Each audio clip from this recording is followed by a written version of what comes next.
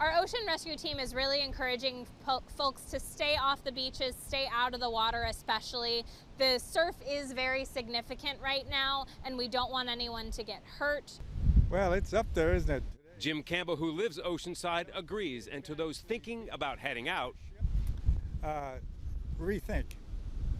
Seriously. Yeah, I don't think this would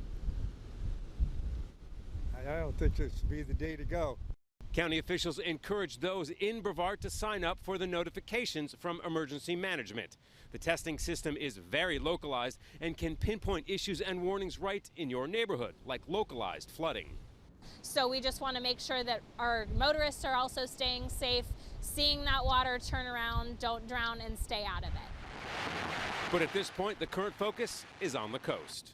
So far, the rain hasn't been super significant, but again, we are monitoring that.